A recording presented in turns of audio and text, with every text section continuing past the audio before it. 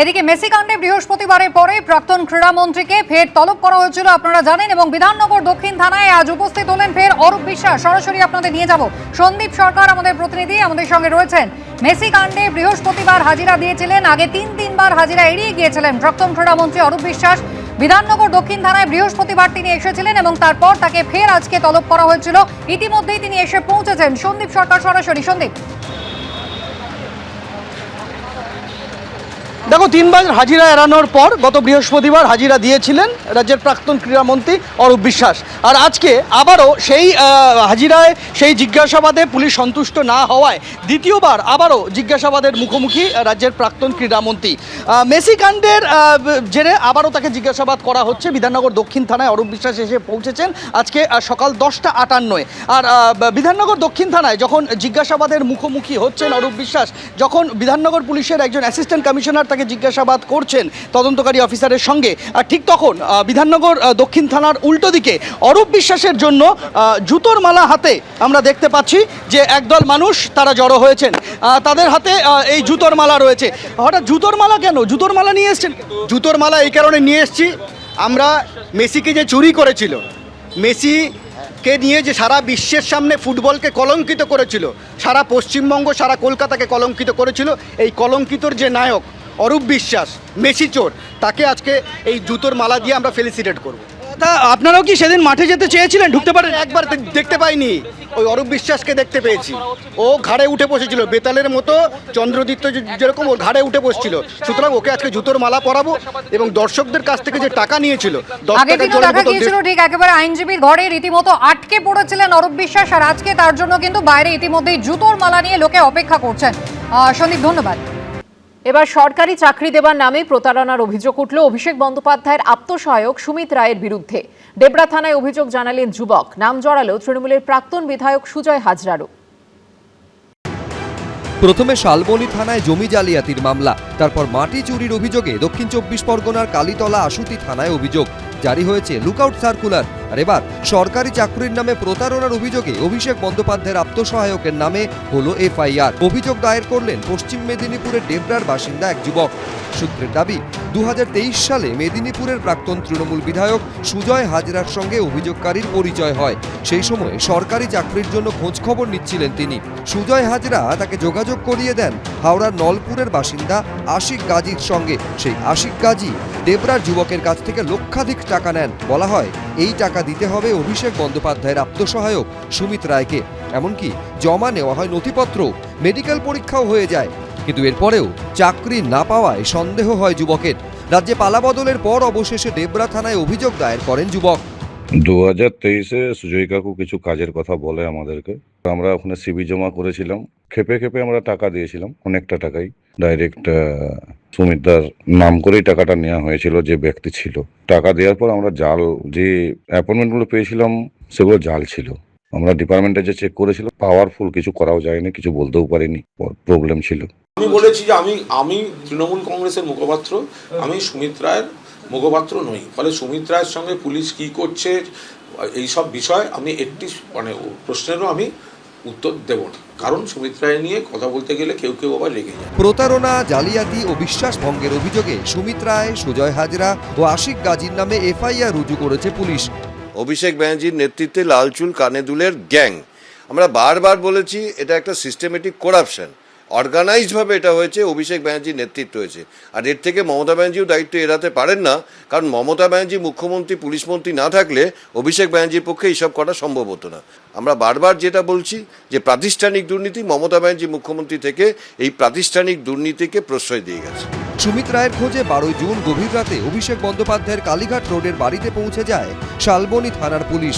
রাত 2টো থেকে সকাল 6টা, প্রায় 4 ঘন্টা বাড়ির বাইরে অপেক্ষা করতে হয় তাদের। পরের দিন সকাল 6টা নাগাদ তালা ভেঙে বাড়ির ভেতরে ঢোকে পুলিশ। প্রায় 1.5 ঘন্টা সেখানে তল্লাশি চালিয়েও খোঁজ মেলেনি অভিষেক বন্দ্যোপাধ্যায়ের আত্মসহায়ক সুমিত রায়ের। তার নামে জারি হয়েছে লুকআউট সার্কুলার। দেশ ছেড়ে পালানো আটকাতে আগেই লুকআউট সার্কুলার দেওয়া হয়েছে সিআইডির তরফে। পার্থপ্রতিম ঘোষ, হিন্দোল দে, এবিপি আনন্দ। টাকিতে ইছামতির গা ঘেঁষে গড়ে ওঠা একাধিক বেআইনি নির্মাণ ভেঙে ফেলার নোটিশ দিল টাকি পুরসভা। উপযুক্ত নথি দেখাতে না পারায় এই নির্মাণগুলিতে সাঁটিয়ে দেওয়া হলো নোটিশ। দেওয়া হলো 1 সপ্তাহ সময়। ইছামতির ধারে একের পর এক হোটেল, নদীর গা ঘেঁষেই তৈরি হয়েছে গেস্ট হাউস। অভিযোগ যার মধ্যে বেশ কিছু তৈরি হয়েছে বেআইনিভাবে। এ ছবি বর্তমানে অন্যতম উইকেন্ড ডেস্টিনেশন উত্তর 24 পরগনার টাকির। এবার সেই বেআইনি নির্মাণগুলি ভেঙে দেওয়ার নির্দেশ দিল প্রশাসন। তালিকায় রয়েছে 13টি গেস্ট হাউস, যার অধিকাংশ তৈরি হয়েছিল গত 15 বছরের তৃণমূল জমানায়। নতুন সরকার ক্ষমতায় আসার পর 15ই মে পুর ও নগরোন্নয়ন দপ্তর নোটিশ পাঠায় টাকি পুরসভায়। তাতে বলা হয় সমস্ত বেআইনি নির্মাণের বিরুদ্ধে ব্যবস্থা নিতে হবে। সেই মতো 56টি গেস্ট হাউস এবং ব্যবসায়িক প্রতিষ্ঠানকে নোটিশ দেয় টাকি পুরসভা। বাকিরা নথি দেখাতে পারলেও 13টি গেস্ট হাউসের নথি পুরসভায় জমা পড়েনি। এরপরই 1 সপ্তাহ সময় দিয়ে নোটিশ দেওয়া হয় এই 13টি গেস্ট হাউসকে। গত 15ই মে পশ্চিমবঙ্গ সরকারের পুর নিগম দপ্তর পৌরসভাতে একটা নোটিশ আসে যে বেআইনি নির্মাণের বিরুদ্ধে ব্যবস্থা গ্রহণ করতে হবে। অত্যন্ত নিয়ম বহির্ভূতভাবে তারা কাজ করেছে এবং কোনো ক্ষেত্রে জমির কাগজও সেক্ষেত্রে ঠিক নেই। এই ধরনের 13টিকে আমরা চিহ্নিত করেছি। এবার সেই ক্ষেত্রে সেই 13টিকে আমরা নোটিশ পাঠিয়েছি যে তারা নিজেরা যদি ব্যবস্থা গ্রহণ করে ভালো, আদারওয়াইজ প্রশাসন এবং পৌরসভা এর বিরুদ্ধে ব্যবস্থা গ্রহণ করতে বাধ্য থাকবে। টাকির প্রধান আকর্ষণই হচ্ছে টাকি ইছামতি নদী। এইভাবে যদি নদীর মধ্যে অবৈধ নির্মাণ হয় একের পর এক, তাহলে একদম বাস্তুতন্ত্র নষ্ট হয়ে যায়। সেই বাস্তুতন্ত্রকে রক্ষা করবার জন্য কিন্তু এগুলো ভেঙে দেওয়ার এক সময় না এক সময় দরকারি। নদীর প্রাকৃতিক যে স্বাভাবিক গতি, তাকে রোধ করা যায় না। এর আগে কলকাতা সহ একাধিক জেলায় বেআইনি নির্মাণ ভাঙতে রাস্তায় নেমেছে বুলডোজার। এবার সেই পথে হাঁটতে চলেছে টাকি পুরসভাও। সমীরণ পাল, এবিপি আনন্দ। মনের অদম্য জোর আর ডাক্তার হওয়ার তীব্র ইচ্ছের সামনে হার মানল মৃত্যু ভয়। 1 সপ্তাহ আগেও যিনি হাসপাতালের ভেন্টিলেটরে মৃত্যুর সঙ্গে পাঞ্জা লড়ছিলেন, সেই সৃষ্টি দুবেই অ্যাম্বুলেন্সে করে এসে দিলেন নিট পরীক্ষা। লিলুয়ার এই অদম্য লড়াকু তরুণীর কথা যেন হার মানায় সিনেমার চিত্রনাট্যকেও। মুখে যন্ত্রণার ছাপ, শরীরের প্রতিটি অঙ্গ বয়ে বেড়াচ্ছে দুর্ঘটনার ক্ষত, তবুও থেমে নেই স্বপ্ন। ডাক্তার হওয়ার অদম্য ইচ্ছে হাওড়ার লিলুয়ার সৃষ্টি দুবেকে নিয়ে এলো নিট পরীক্ষার হলে। গত রোববার তো ব্যাস ছিল কি মেয়েকে ব্যাস ঠাকুর বাঁচিয়ে দাও, এবার এই রোববার এরকম এক্সাম দেবে। তো ওকে এইটাই বলছি, দেখ তোর সঙ্গে এতগুলো ডক্টর এত সাপোর্টিভ আছে, একদিন যদি তুই ডক্টর হস, তুইও এটাই কাজ করবি, একটা সোসাইটির জন্য কিছু ভালো করবি।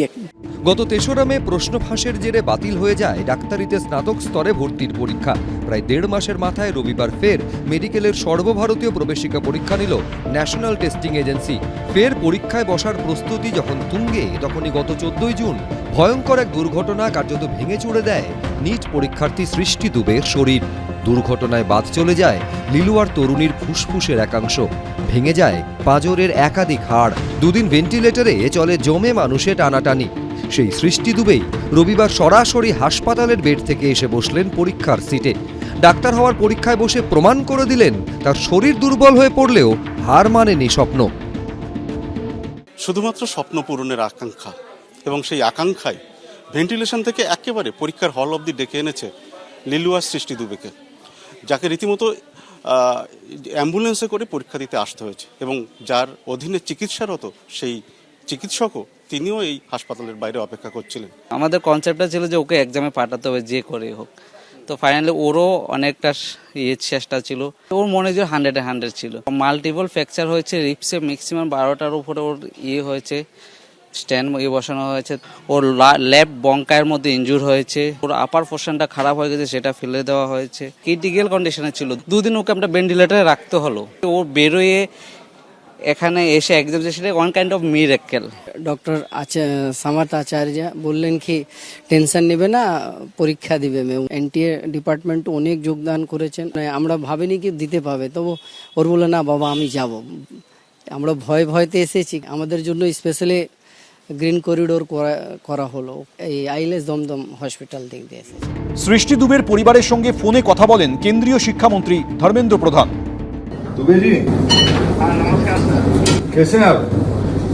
सर आप लोग के आशीर्वाद से ठीक है, मेरी बच्ची एग्जाम दे पा रही है। आप खुश हो? हाँ सर, बहुत खुश है सर। এ যেন শুধুই একটা পরীক্ষায় বসার গল্প নয়, এ এক হার না মানার গল্প, সাহসের গল্প, বিশ্বাসের গল্প। ফের প্রমাণিত হলো সৃষ্টি থেমে থাকে না, সৃষ্টিরা থেমে থাকেন না। সত্যজিৎ বৈদ্য, এবিপি আনন্দ, কলকাতা। এবিপি আনন্দ, এগিয়ে থাকে, এগিয়ে রাখে।